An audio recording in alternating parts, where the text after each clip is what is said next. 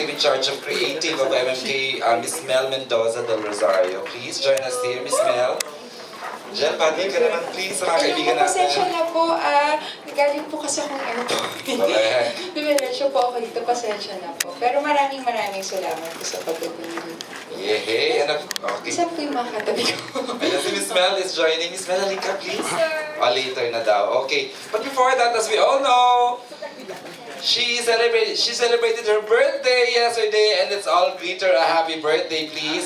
Happy birthday to May you. ganun. May ganun pa. Happy birthday to Thank you. you. Salamat. Happy birthday, happy birthday. Oh, happy birthday to you. Ayan naman, may pa-flowers ako may pakita. Naman. Sana mas nice natin para lahat meron. Correct. Ayan Maraming siya. salamat.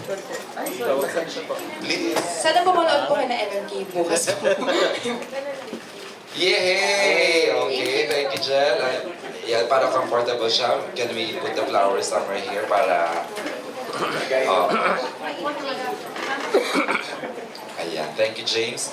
Okay, so before that, we'd like to show you, sa mga hindi pa nakakapanood, we'll show you the full trailer of MMK Fallen 44. Please watch this.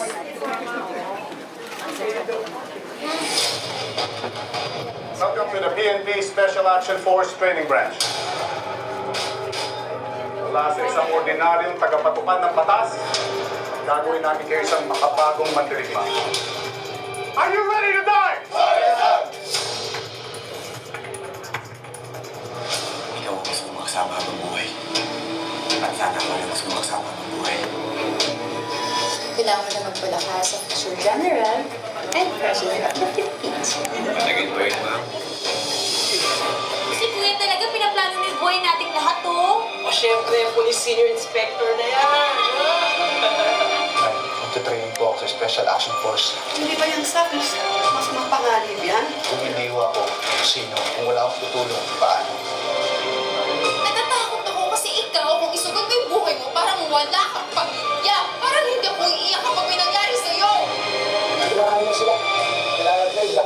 Ayaw ko makagad.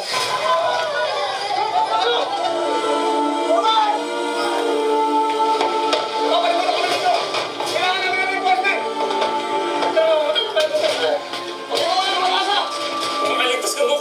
Pasok mo sa pamilya ko!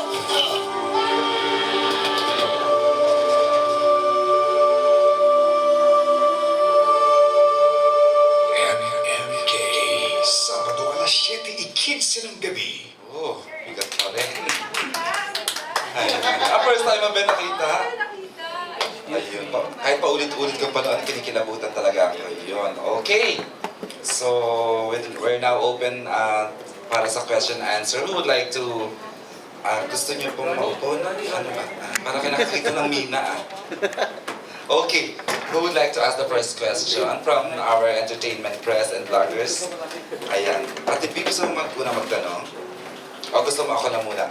Jel, paano ka nako-convince na, at sa stature mo ngayon, what would make you accept an MMK role? Well, unang-una po sa lahat, ang MMK po ang unang naging project ko dito sa ABS-CBN at sila rin ho yung nakapagbigay sa akin ng unang Best Actress na award. So malaki ho ang utang na loob ko sa MMK. At lagi po akong masaya pag nag-MMK. Well, hindi habang nag-eksena. Pero pag meron po akong proyekto sa MMK, lagi akong masaya. Kasi minsan mo lang mailalabas yung ganong angle ng acting. And bukod dito sa story, sabi ko kasi, parang ang tagal ko kasi nabahati after Legal Wife. So kung gusto ko nga arte ako, gusto ko yung story na naniniwala rin ako, na tingin ko may cause, meron tayong ipaglalaban dito. So, bukod sa napakagandang story na pinresent nila sa akin, nung sinabi nila si Coco, okay na ako. Kasi gusto ko talaga makatrabaho si Coco. May kunento nga siya na parang tagal nyo nang pinaplanong magkatrabaho at tapos nag-MMK kayo ng unang magkatrabaho, di ba? Parang excited kayo sa isa't isa mag-teleserye pero hindi nga nagmamaterialize. Walang nag-invest sa amin.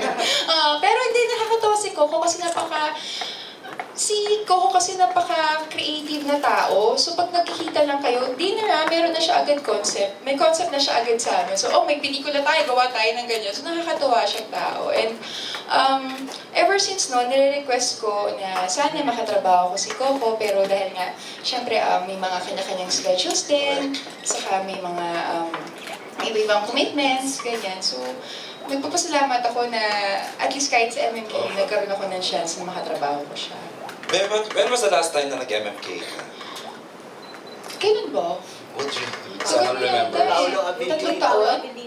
Ay, Paolo Yeah, I Abilino. think 3 years, 2 years ago. 2 years ago. Mga dalawang Ay, taon na oo. po. I remember that. Okay, Ate P, you have a question? Pilar Mateo? Paano binigay yung offer sa'yo? Naglakad ba to? Diyos. Hindi. Paano dumating yung offer sa'yo? Paano in-offer sa'yo? Ano yung naging reaction mo nung in-offer sa'yo yung role? Nung nalaman lang may schedule ka, Oo. so... kasi kabisihan. Hindi naman. Actually, ang totoo, nung sinabi sa akin na MMK, parang hindi pa ako, parang iniisip ko na kung hindi ko pinaniniwalaan yung story, baka hindi muna. Kasi natatakot ako dahil ang tagal kong hindi umaarte sa TV. Tapos, ang sasalang ko, MMK agad, parang napakabigat.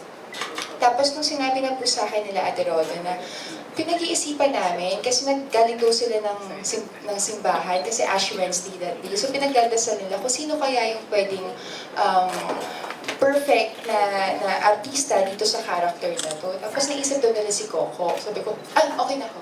Okay na ako. Dahil Coco, okay ka Okay na ako. Tapos sa kanila po sumunod yung sa story. And actually, nung araw na yun, inantay ko talaga si Coco dumating sa presentation. Tapos ako unang nag-present sa kanya, tapos sinabi ko, sana maayos natin yung schedule natin. Tapos malis na ako para ma-present ko sa kanya yung story.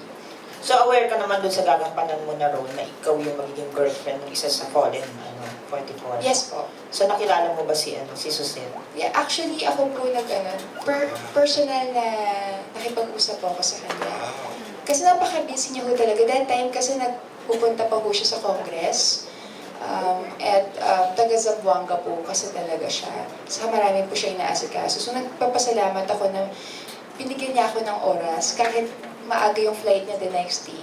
So nagano lang ako yung konting humingi ako ng mga hagilin sa kanya kung ano yung mga gusto niyang ipakita, kung paano ba siya magsalita, kung kasi abogado siya, pero napaka-hinhin niyang tao. So tinititigan ko lang kung ano yung reaction niya. Mukha siyang napaka-fragile na tao bilang petite na babae, pero ang strong